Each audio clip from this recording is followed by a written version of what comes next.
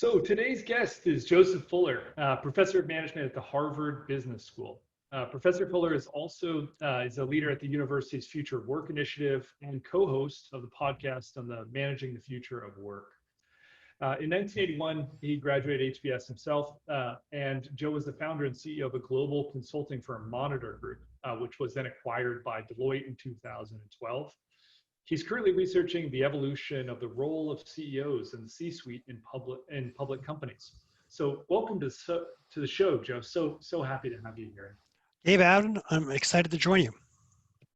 Fantastic. You know, as someone who does a podcast, it's great to be sitting in the other chair for a change. Well, you know, hey, we're looking forward to coming on with you. What is it, in a month or so? We're going to be on HBS podcast. You'll be joining us on the Managing the Future of Work podcast. Awesome. Exactly. Really looking forward to that. Well, I guess as a starting point, Joe, you know, we've got a lot of interesting ground to cover and different kind of layers to peel back here. You have an incredibly interesting vantage point, both in kind of working as an entrepreneur, then also now working with executives at large enterprises and also entrepreneurs that are building, you know, companies in the future of workspace. One of the things that you've talked about frequently is the growing skills gap and kind of the impact that has on companies' ability to remain competitive. Can you talk a little bit about kind of the areas where you've seen these large enterprises have a growing skills gap and maybe some of the risks that poses to enterprises in the coming decades?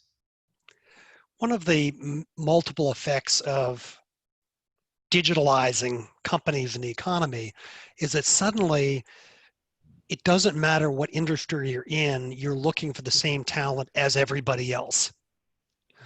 And that is going to be turbocharged by COVID-19 and all the various systems effects, which I'm sure obvious to your listeners. That has all sorts of implications for companies. The first is a lot of companies have had a long history of sourcing talent that have some type of deep domain knowledge. So if you're an oil and gas company, you go to University of Texas, you go to the University of Oklahoma and hire people who are petroleum engineering graduates. Or if you're an aerospace company, you go to a Princeton or University of Washington to hire aerospace engineers. And they're still going to be needed. But when everybody needs data architects, machine learning specialists, AI specialists, people who are comfortable in those domains, digital marketers, digital project managers. Suddenly you've got not competition between Lockheed, Northrop, Boeing, for Raytheon for aerospace engineers. You've got Raytheon competing with Goldman Sachs, competing with Capital One, competing with Delta Airlines, competing with the Jet Propulsion Labs, Google, right? And Facebook and Google. Yeah, exactly. And we've already seen through the great work of Professor David Outer at MIT and my colleague Ed Glazier at Harvard, this emergence of cities that have become outsized catchments, if you will, catchment areas for that type of talent. So now imagine you're a company in the great Midwest or even in a terrific city like St. Louis. Great cultural infrastructure, high quality of life, major sports teams. I don't know if they meet the standards of wide body jets landing there regularly, but some corporate clients who used to have said, if you've got an NFL team and a 747 lands in your city, that's a real place. Shows how dated it is with 747s. In any case, if you're an employer there and you're trying to get world-class talent in those domains, maybe you can attract people who's grew up in St. Louis, or they've got a spouse or SO with an important job or attractive position in St. Louis, or their folks are there or whatever. But how do I win if I'm not in one of those cities with these privileged positions that are emerging, the Washingtons, the Bostons, the New Yorks, the San Franciscos, the LAs, the Torontos, and I'm competing against the types of companies we just talked about who are located Yep. there. Yep. Yep. Companies have historically had the bias, we're going to hire the best candidate that applies for the job and is willing to accept it on the terms and conditions we offer. What if no one will accept the jobs on the terms and conditions we offer, particularly Yeah. if you're not in an interesting industry to the beholder, Yep. you're not in an interesting, attractive location to the beholder. Um, if you fall into the trap of hiring the best person that applied as opposed to a person that actually has the state-of-the-art skills you need, Yep. you're going to find yourself in a very unattractive spiral. Yeah. Good Yeah. It's point. really interesting. We had an advisor, James Everingham, he was CTO at Instagram, and now is working on other Facebook projects. One of the things he said is that there's no city on the face of the planet that has the volume of technical talent that companies need to be able to accomplish their roadmap. Yep. So it's like this kind of false idea, right? Right. Even in San Francisco, like the mecca of all of these kind of tech roles, companies struggle every single day to find the talent that they Yep. need.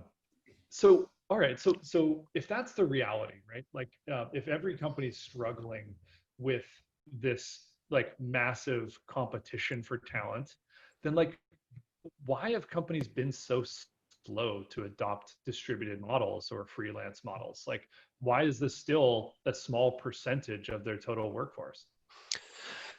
Well, there are several reasons. The most obvious and the most difficult to overcome is that it is alien to the DNA of most companies, particularly large companies, to Yeah. engage people in important roles that do not work for the company. Um, there's a myth about most executives, which is that executives kind of like markets and like competition. They don't. They like control. Mm-hmm. And so they playing relying on a market mechanism to supply Yeah. key talent is a kind of scary thing.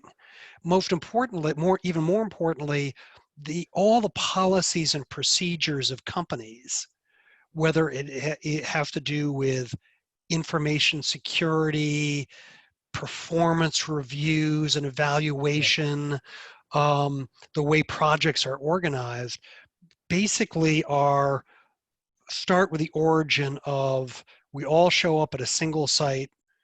We have titles and job descriptions that impart to us decision rights, Yep. and which are known to everyone else. Mm-hmm. And work is structured and allocated and reviewed and quality controlled through that lens. And anything that moves further away from that lens torques all those processes. And so it's been I have some new research coming out at the end of the year on the extent to which employers are relying more on contingent labor, gig workers, whatever you want to call them, Sure. in higher skilled positions. And the number of companies that are sampling it have gone up considerably.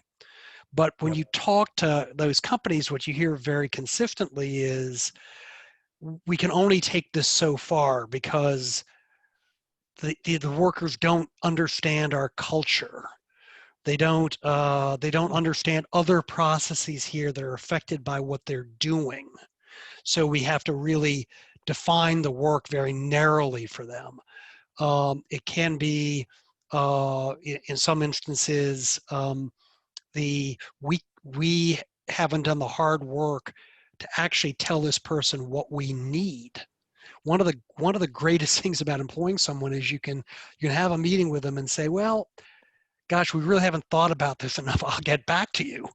As opposed to, I have to do the hard work of writing a specification that actually anticipates what I need. Yeah. And so there are a lot of impediments to this, Gabe. But I think that the the talent shortage, which is going to be absolutely turbocharged. I mean, that's an understatement. It's going to be a whole new stage to the rocket caused by COVID. Is going to force people to rethink this. And I think, like in a lot of competitive challenges, the companies that get smart about doing it faster gain a competitive Yeah. advantage. So is this like I think it's sometimes helpful to like separate here. Is this like how much is legacy perception versus reality? Right? Like how much is this is just this is the way we've done things. In the same way that like when the internet came along, right? And Blockbuster said, "Hey, like people want to come to our stores to rent movies. They want the tactile experience of wandering the wandering the halls and Yep. picking up, plastic little boxes." Like that was a legacy perception. Yep. So help us understand like how much of this current reality around how companies access talent and working with freelancers or contract workers, how much of the what's standing in their way is just legacy perception versus a real risk or fear, I think or sorry, it's a real risk or real reality. yeah, yeah. I think it's actually there's a lot of reality to it. Hmm. Start with the controversy about um, benefits and who is a contract worker versus who is a full-time worker. Yep. Been a controversy in California. The You also have multiple instances of contractors. Would particularly visible ones would be the security intelligence space of contractors who have stolen massive amounts of information, including Sure. essentially the CIA's core hacking tools, stolen by a contractor. Yep. And now part of that, it turns out, was that their internal security practices were beyond primitive. But also they basically said once you're inside the wall and you've got the security clearance, then we don't really need to protect against you. Hmm.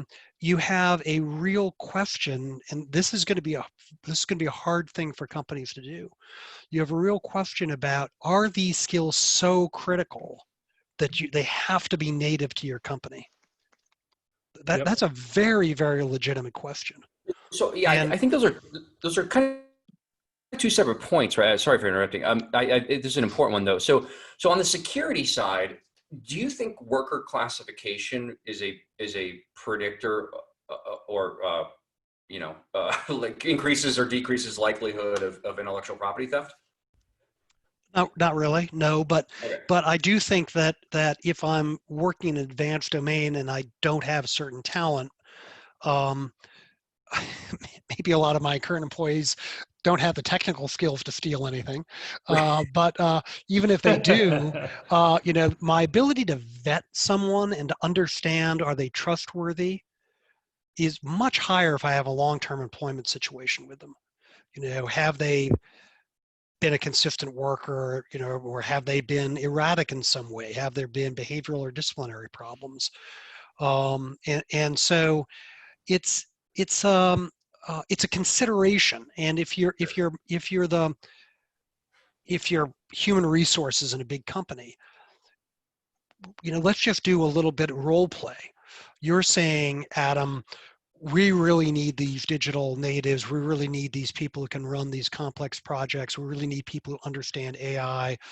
Um, we need to hire them. That's what the operating or so-called hiring manager Yeah. says. Yep. And HR's response is, we can't figure it out. We don't know how to do that. So, Yeah. and who would want to come work for us anyhow? I mean, these are no joy answers, right?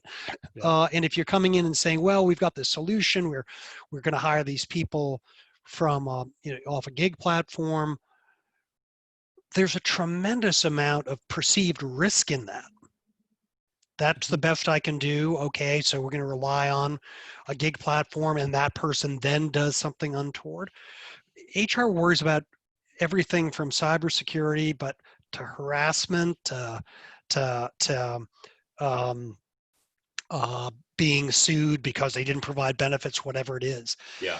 And so many big companies, the functions big companies are compliance oriented and risk management oriented.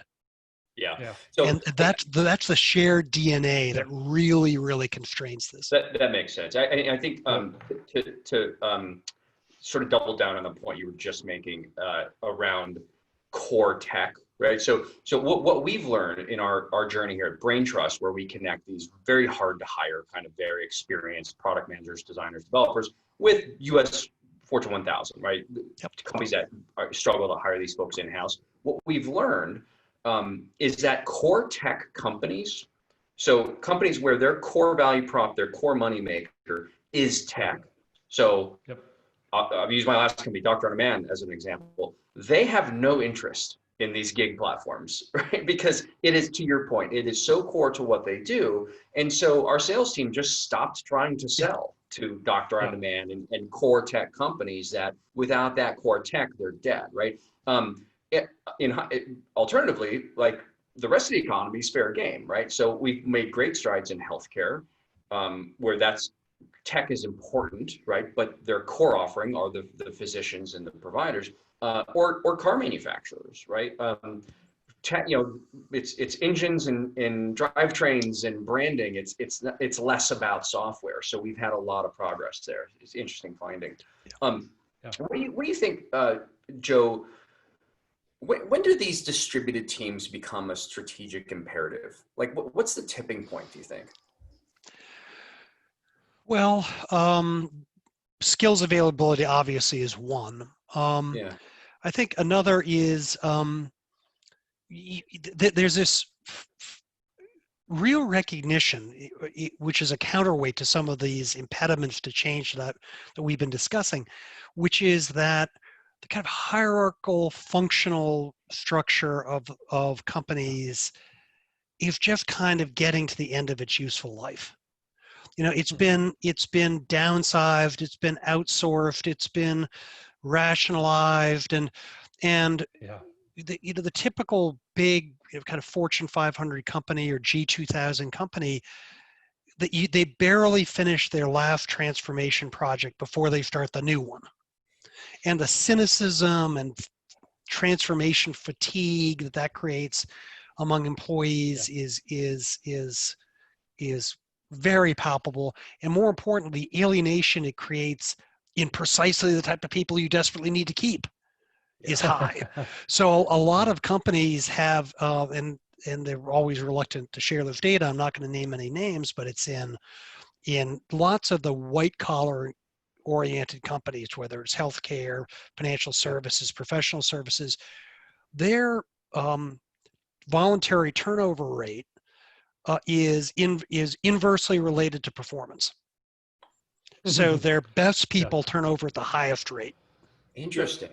And now there are a lot of collinearities there. It's the best people are the people who've got the best skills. They've got the best network. They're the ones that a customer or competitor is most likely to poach. They're the most confident that they say, I can't take it anymore, I quit, that they're going to get another good job. Sure. And the bottom quartile person is really grateful to work for a great outfit like this that pays well and hope no one notices that they're slow boating a convoy. But but nonetheless, there's this recognition that something's got to give. And so you see in a lot of big companies now, we're going to go to an agile structure. And that's bumping into all the same problems that I was recounting earlier about adopting more reliance on talent platforms, because agility doesn't match up well with the way they do performance assessment, with the way they allocate rewards, with the way they hire people and assign talent, their title structure, and where people are located. So I think actually COVID is going to be a big advantage, Adam, in the adoption here, because it's doing several things. First of all, it's obliging reluctant companies to work remotely. No choice. So they're kind of seeing, what? Remote. Yeah, exactly. And so, all right, I'm kind of getting more comfortable with this. And even when people start going back to work in a more traditional way, the notion of, well, that worked fine when we were COVID, so maybe we could work with some engineering talent or some project management talent that on a remote basis. And another thing that's going to happen is people are going to have all their legacy projects and their digital acceleration projects. So there's no way on God's green earth that they've got enough talent for that.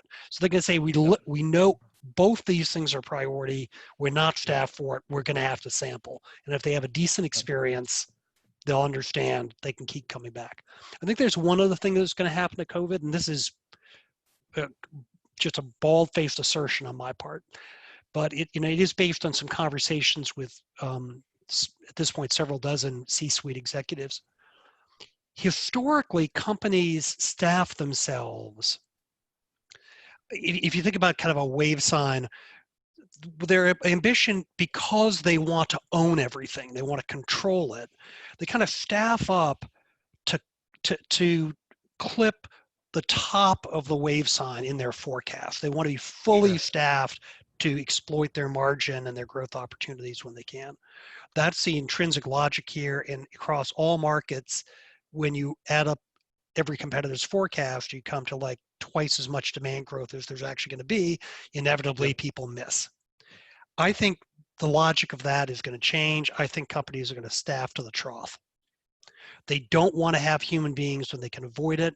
They have no idea. You can plan for this environment, but you can't forecast for it. They're going to try to go lean. And as they go lean, they're going to see opportunities that they're missing because they don't have the man hours to pursue it. I'm not talking about selling more pizzas. And they're going to have to find an alternative because they're not going to want to make commitment to more headcount, and they're not going to be willing to do it with a long enough lead time to land the talent. They're going to have to go to a short, highly credible, short lead time solution. Almost like where we got over the last 2 or 3 decades on manufacturing, right? We built this just-in-time manufacturing supply chain, which unfortunately just bit us right in the ass here with COVID. Bit you too? Got us in Boston. I mean, I couldn't buy toilet paper for 3 months in San Francisco. So, but isn't, I mean, so that's interesting what you're saying. I love this point. So we may see this sort of inversion where we move to more agile and just-in-time human knowledge worker staffing with companies, but maybe we'll end up with a more robust and redundant and less efficient physical goods supply chain. Could be, and there's another completely different question here, which is, I've been talking to some companies about repatriation of manufacturing capacity, and the first thing they start talking about is they couldn't get the skilled workers. Yeah.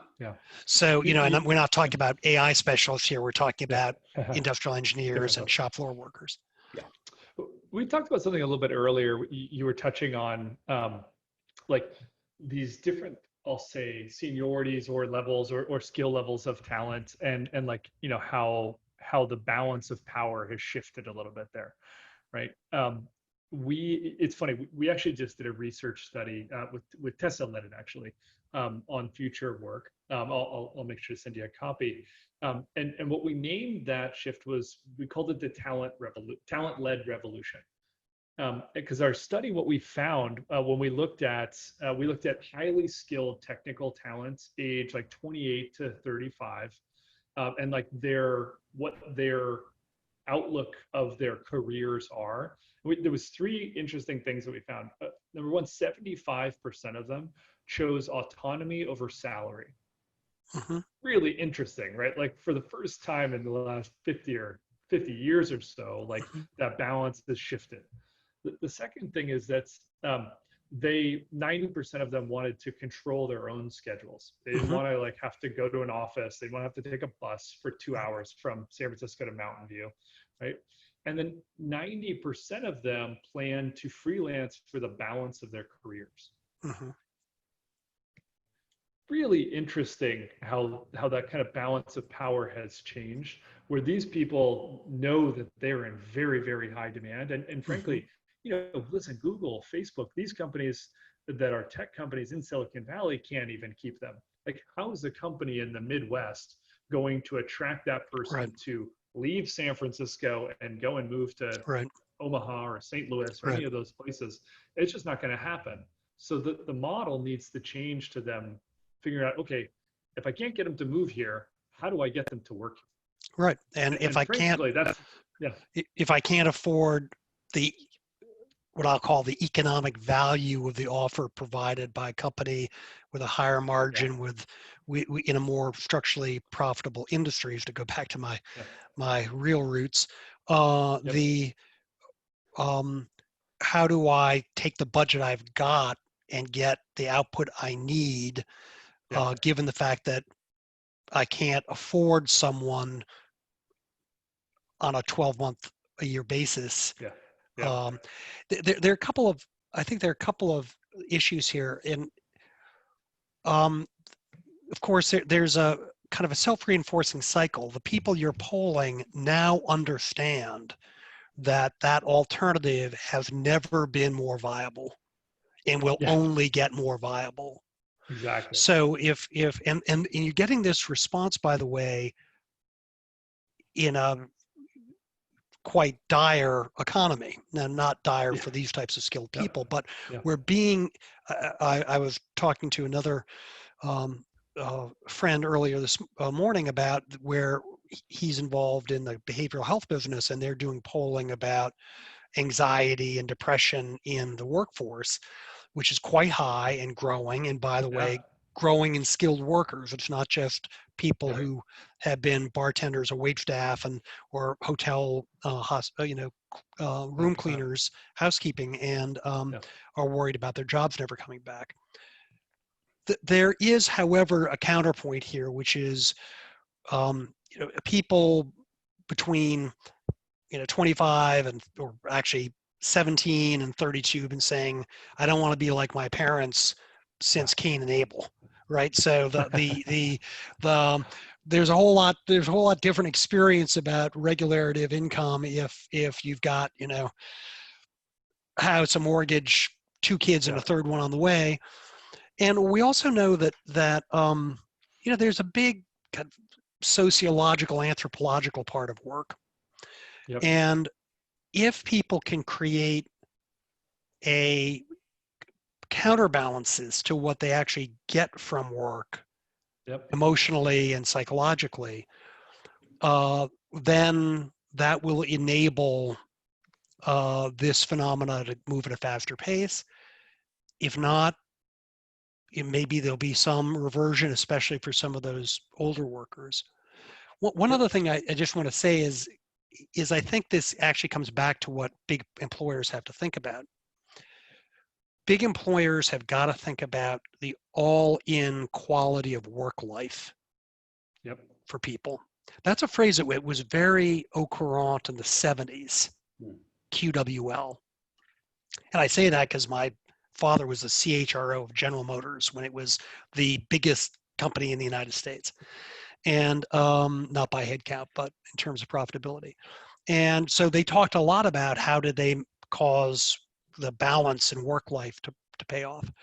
And whether Yep. it's the 2-hour commute or the another thing I think is an example of this is set vacation levels, Yep. or everyone's expectation is that Gabe, Adam, and Joe, since they're all colleagues, will always be here by 9 o'clock every morning. Yep. All of that happens to fly in the face of life at home, particularly the caregiving obligations that a lot of adults have, whether it's to watch Yep. out for their folks or sick or invalided or chronically ill spouse or kids.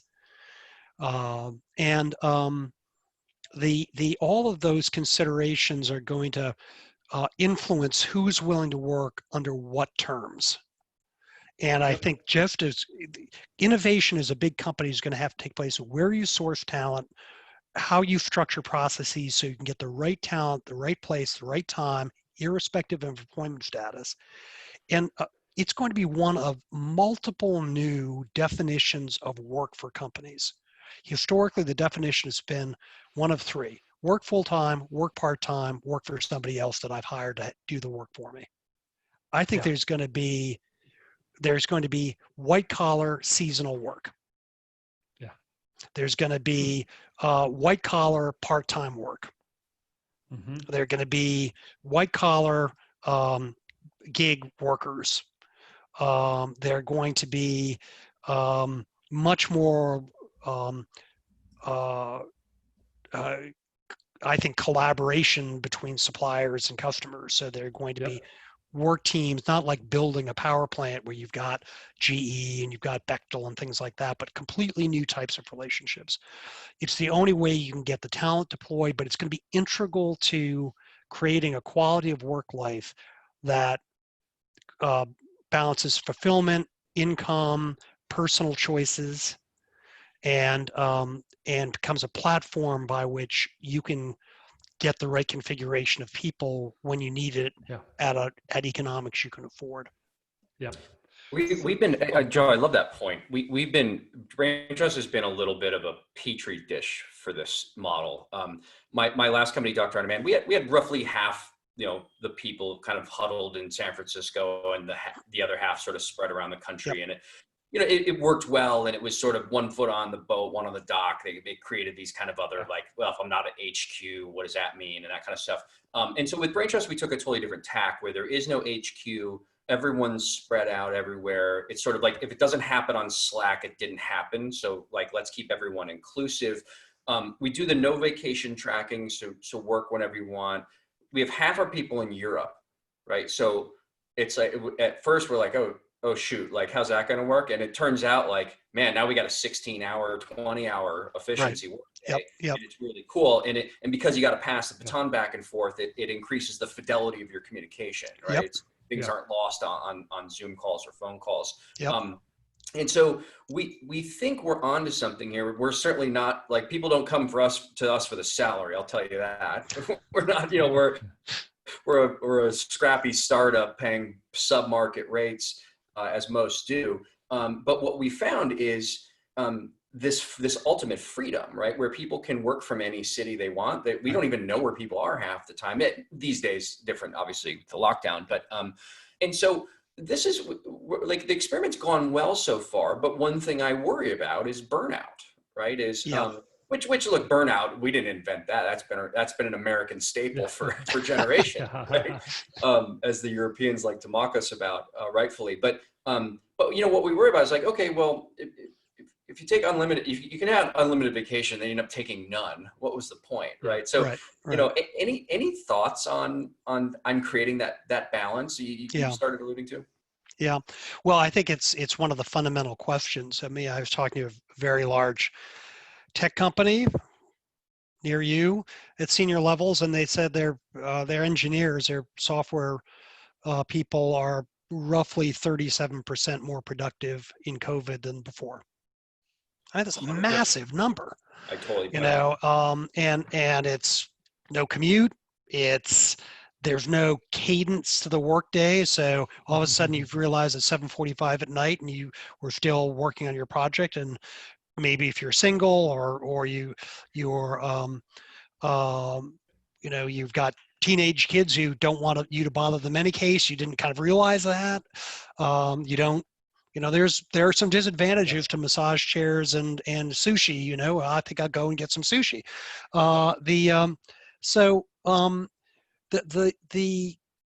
The work-life balance thing, I want to come back to something I talked about, the alienation of risk from institutions to individuals in the United States over the last 100 years.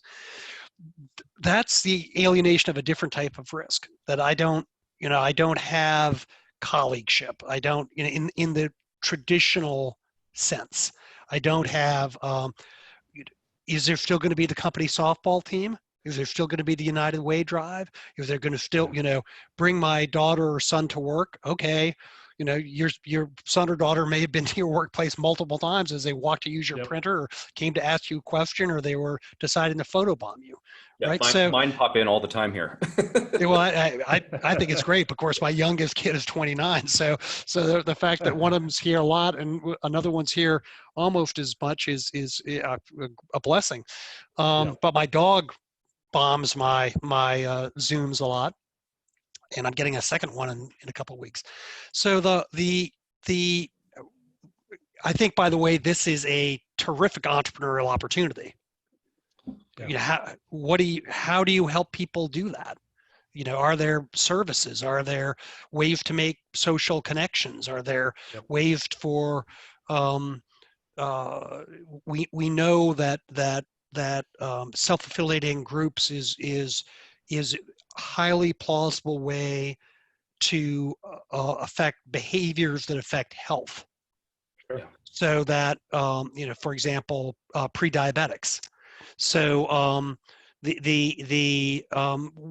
may be some dynamism there, but a lot of people, it's if you look at other data about employees in big cities, people say, oh, I really want to live in New York because there are there's so much to do. There are all these cultural institutions and great shopping and great restaurants, you know, and they go to their investment banking office and they're 16 hours a day and they meet some friends at a bar and they never go to the Met. They never go to Yeah. to you know, the Yeah. New York Public Movie Library. They stellar. never go to Ellis Yeah. Island. Yeah. So how um, and the aspiration, oh, I'd like to live anywhere to do my work, and maybe I'll be, you know, 4 different countries 3 months a year. That's great until you got a kid.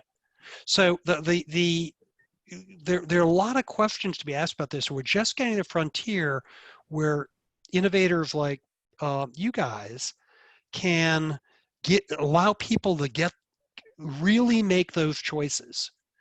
And as kind of the next wave of this type of service, um, by sharing more of the economics with them, and therefore kind of being a magnet, I expect, for the best talent, which will get you best projects because you've got a market matching logic there that should work. Um, you know, you'll be right at the edge of seeing whether how much of this is cheap talk and how much of it works, and what do Yeah. people need. You may have Yeah. an opportunity to start creating some type of community service capability to help people respond to those challenges that Adam was talking Yeah. about. So I want to, yes, it's a great point. So, you know, Joe, you and I talked a little bit about this. You know, Adam and I have spent our entire careers operating, investing, and advising in marketplace business models here in Silicon Valley, right? And across all different industries, from healthcare to ride sharing and kind of everything in between, right? And these business models have become the most dominant business models of the last 20 years, right? These proprietary network effects, um, but you know, what we saw on the front lines was that, you know, they were the gig economy is an economic disaster. Like, essentially what it did was it transferred risk and it lowered the average minimum wage, and you also had incredible wealth concentration as a result of this, right? Like in Uber's case, you got 10 people that become decabillionaires, and you have drivers, you know, living out of their cars. Um, and so, you know, we're just on this kind of early stages of seeing what comes next, right? Um, I guess what I'd love to talk about is I would say, like, what do you think the impacts are when a new model comes along that basically crushes fees to zero, and also, you know, redistributes ownership and control to the users versus, you know, another 10 people in Silicon Valley that were already rich before this? Yeah. Well, you know, you covered a lot of territory there, and I think, Gabe, I want to make one retrospective point and then talk Yeah. about your question.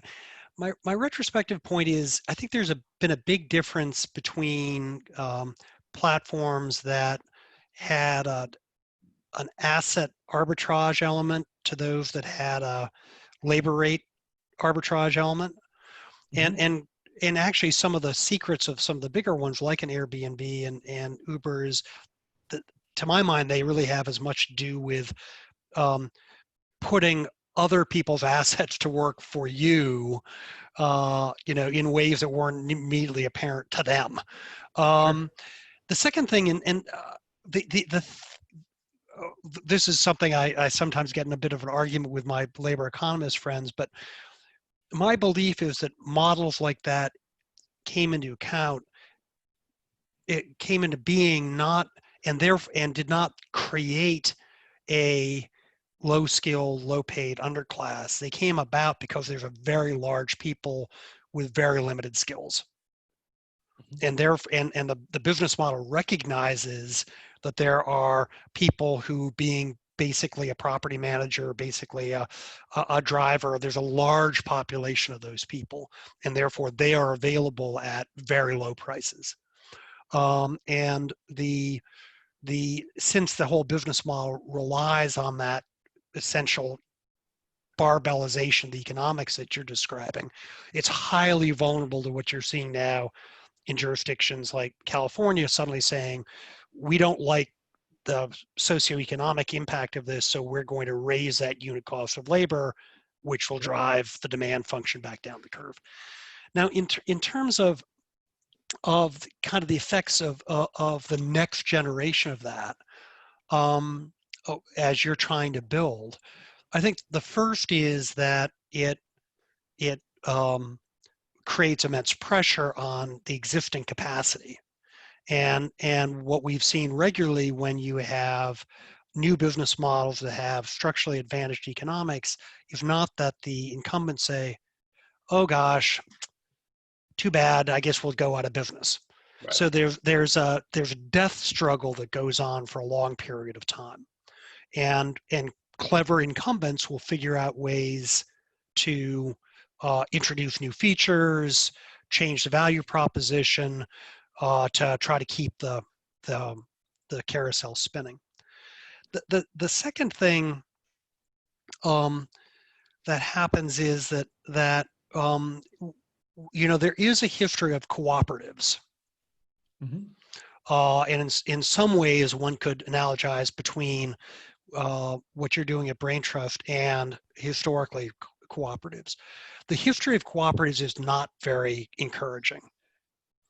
Mm-hmm. Why is that? Poor incentives, right, Joe? Yeah, well, exactly. It's incentives. There's certain tragedy of the commons lurking in there. Mm-hmm. Also, a cooperative where everybody has essentially look-alike economics, not in terms of the rewards, but more or less the rate of demand for them, the rates they get paid, the volatility of the demand is very similar. But as soon as you have a very diverse population, all of a sudden you've got problems reconciling people's interests. And frankly, it's an unusual person. You guys are in that category that have this type of vision. Most of the people that take advantage of your platform, by that I mean, become professionals on your platform, they haven't thought deeply about how this all works at a structural level, but they can get aggravated by something that happens, or worse yet, can have some really bad ideas that they start sharing with a bunch of other people on the platform. Mm-hmm. Because it's not a bad idea that it's evil or sinister or cynical. It's just that they don't really understand how this works.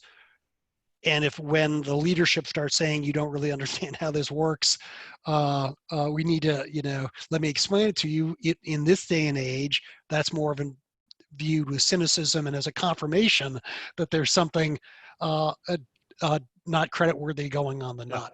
Yeah. So I think the answer becomes one, of participation and access to the economic value created, but a very, very clear set of governance mechanisms. Yeah. You talked about that a little. I'm just saying that you want to have this is going to be a slightly awkward phrase, but a cooperative with corporate governance, not a cooperative with democratic governance. So the corporate governance meaning there's a clear visionary leader sort of centrally kind of leading the network and the effort.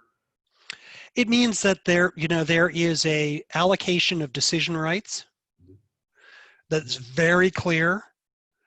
I'm going to use a rather bizarre analogy here, but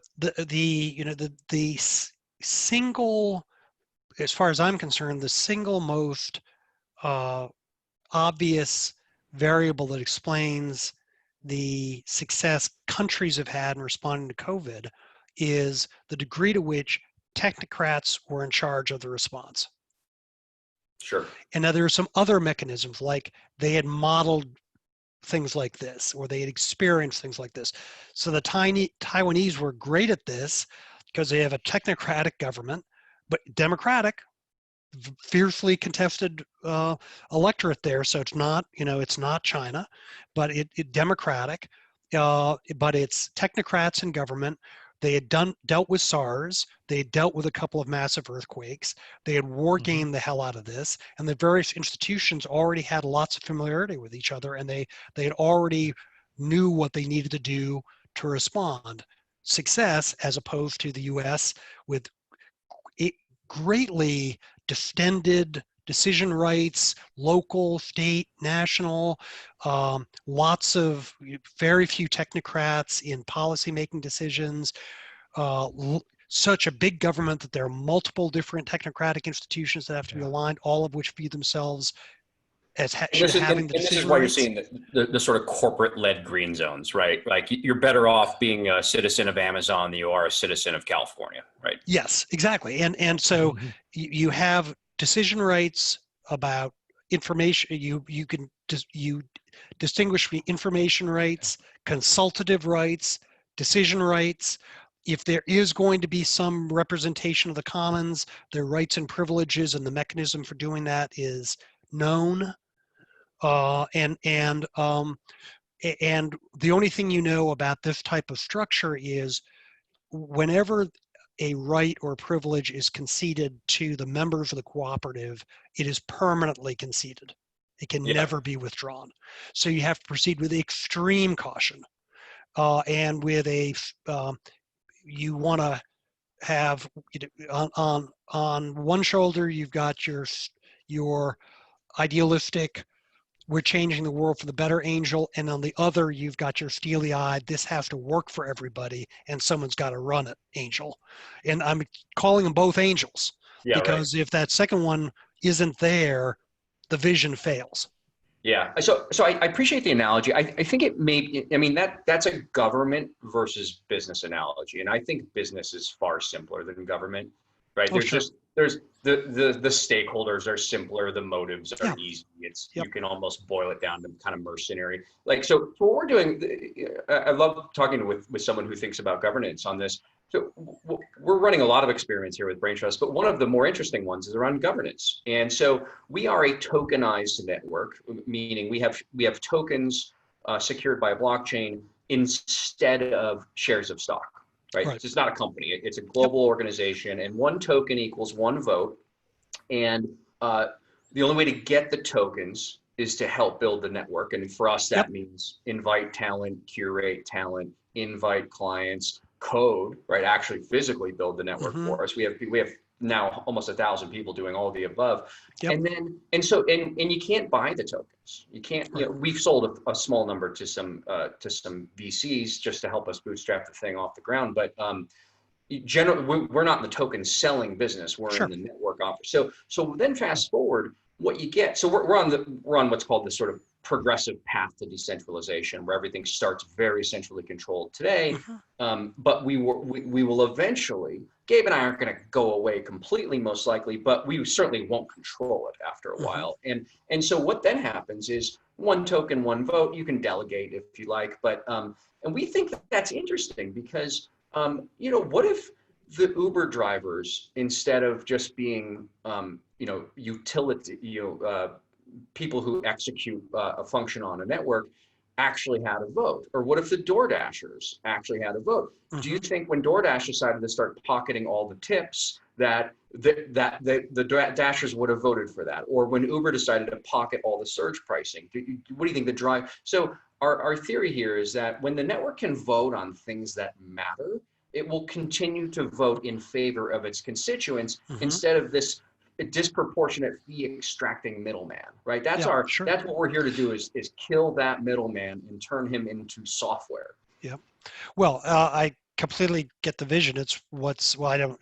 It's to the extent I'm capable of understanding crypto networks and tokens. I applaud the vision. What I would say is um,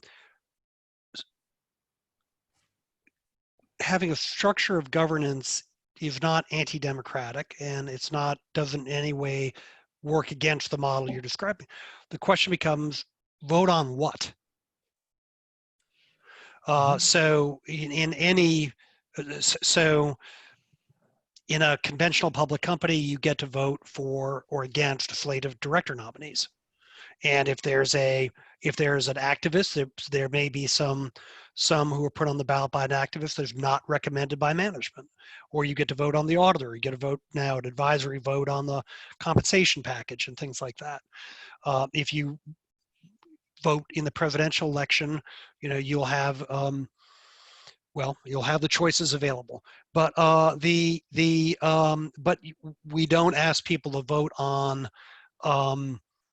should there be 10 or 11 carrier battle groups in the Navy, or should we add to the there was actually once a national mohair stockpile. Doesn't exist anymore, but back in the day we didn't ask people should we add to the national mohair stockpile. So there's something between mohair and should we do something that's would fundamentally affect the legitimate expectations of people who own tokens.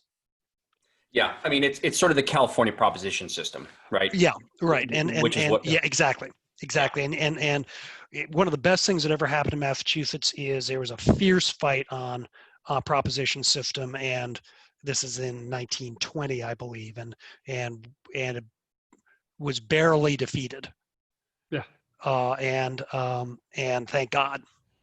Well, yeah. Look, I mean, living in the republic here, it's many good arguments against our direct ballot proposition system. But again, I would push back though. Business is easier than government, right? Like here in California, right? The proposition system has gotten this thing where anyone who bought their house before 1980 doesn't pay property taxes anymore, right? Well, congratulations. Now now we have a 13.5% income tax that has to subsidize people who live in their homes for free on the ocean.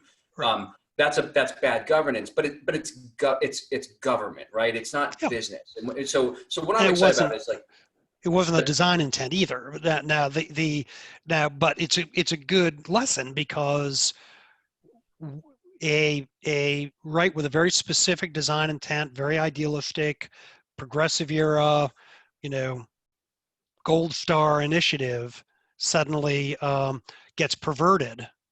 Yep. And that's what happened with green mailers. You guys are probably too young to remember green mailers, but they were the original activists who would buy a bunch of stock and basically browbeat a company into buying their stock back at a price above market to just go away.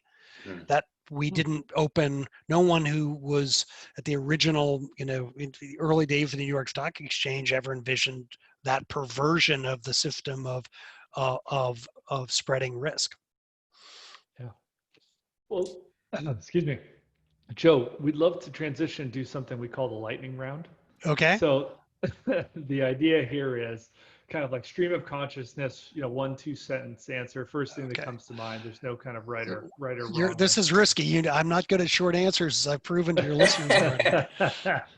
Well, as long as you don't have a hard stop, we'll keep going. I'm thoroughly enjoying this conversation. Actually, I do have somebody coming up, but let's do a quick lightning round, and then we can live to fight another day if that's.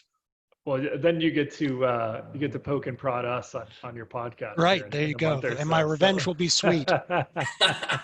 All right. So first one is, what have you learned about yourself during shelter in place?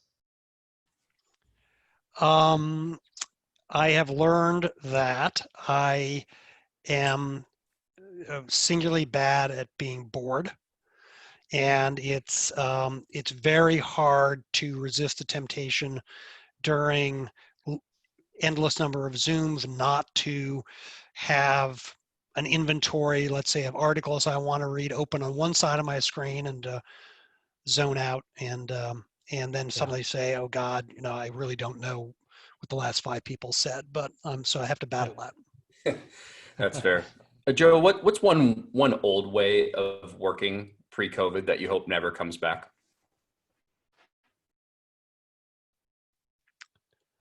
That's an interesting question.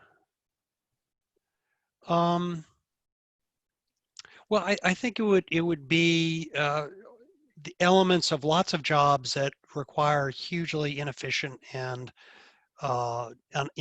unnecessary travel. Hmm.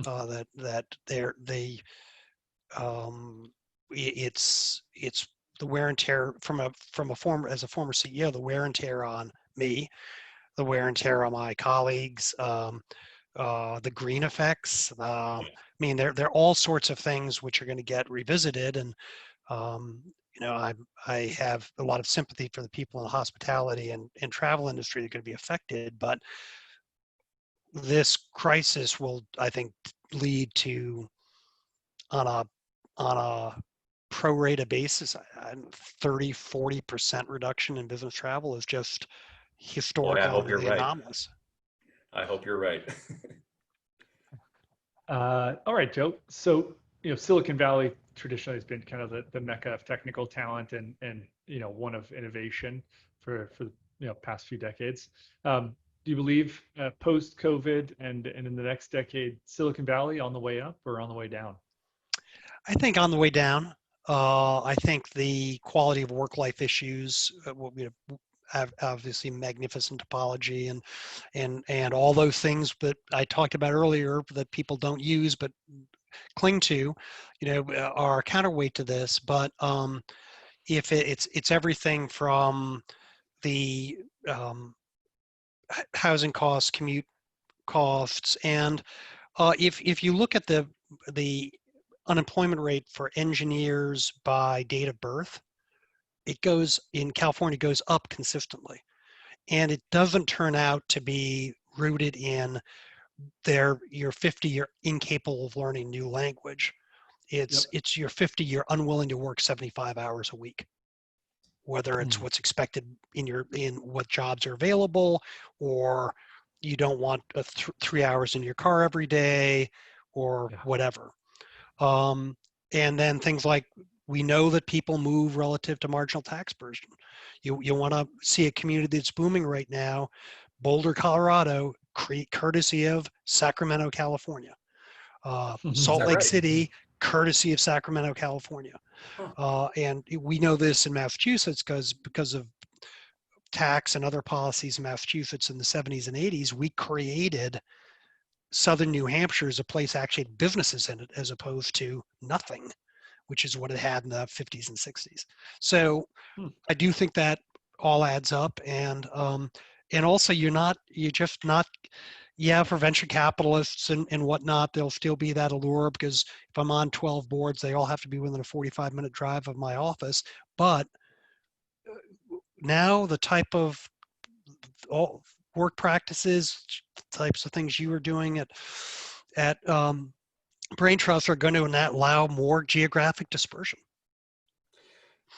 That's a good segue, actually. What do you think are the attributes of the companies that will be winners and losers in the future of work? Winners are going to have a sharp focus on quality of work life for mission critical workers, and they're going to get off the kind of ridiculous association of mission critical workers are senior, have big titles. Yeah. One thing COVID has done to show us who a really essential worker is. I don't have to go to Harvard Business School, but the security guards do. And so there's really thinking about who drives value add in your strategy and how the whole package works for them.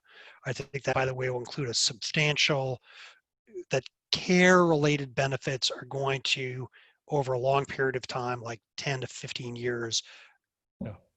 asymptotically approach health benefits as and this is assuming you don't end up in a single payer model, as important in job selection.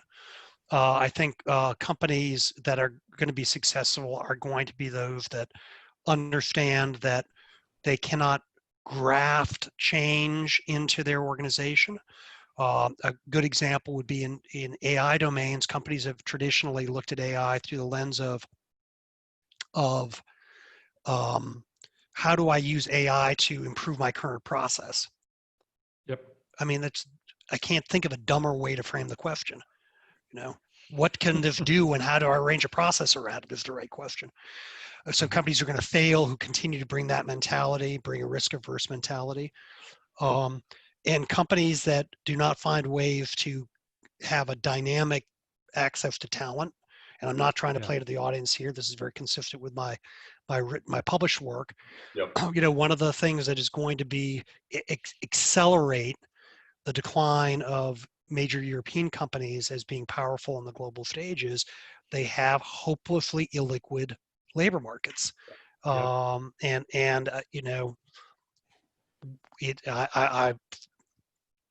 lot of European friends used to have like 11 offices there when I was a CEO, but sorry, you cannot, if you're hamstrung about how you can access talent and where they have to be, you're just not going to keep pace. Joe, it's ironic. Two of our biggest clients on Brain Trust are Nestle and Porsche. Well, I'm not surprised. Nestle's a truly global company, and as you know, has got very strong managerial control at the country level. And Porsche's a sophisticated company that always wants top talent. I just wish I could afford their products. So I think we're wrapping here. Maybe one last question, and then we'll do a wrap here. So this one kind of comes from or inspired by a famous contrarian, Peter Thiel. What's something that you believe strongly that's it's an unpopular view today about the future of work?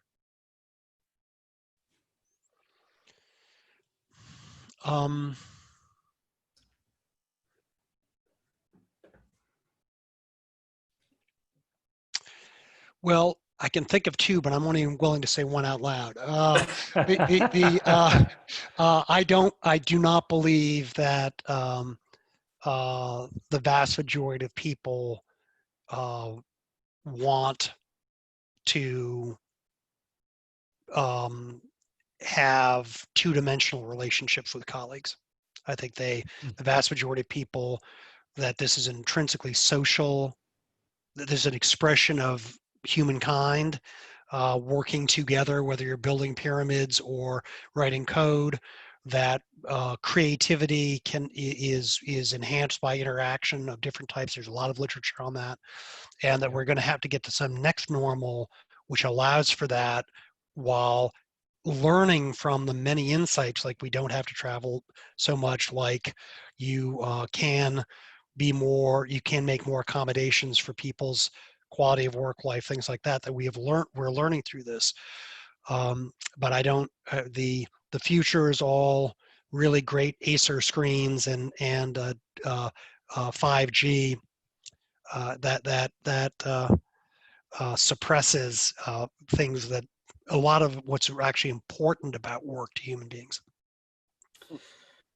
Joe, I could go 2 more hours with you. This was such a such an enjoyable conversation. I'm going to have to think about stealing the lightning round for our podcast. I think it's a great idea. Thank you. Yeah, it's fun. So Joe, tell everybody where can people read more about you, find you, get in touch with you? Harvard Business School is very easy place to access. So if you were interested in some of the things we've done, our podcast series, our writing, our newsletter, there you just Google "Managing the Future of Work, Harvard Business School, Joe Fuller," and it's going to usually be the second site, because our Managing the Future of Work Executive Education ad will appear as the first site. But also you can email me through actually my biography card at Harvard Business School. There's a click to email, but it's pretty easy protocol, jfuller@hbs.edu, like education.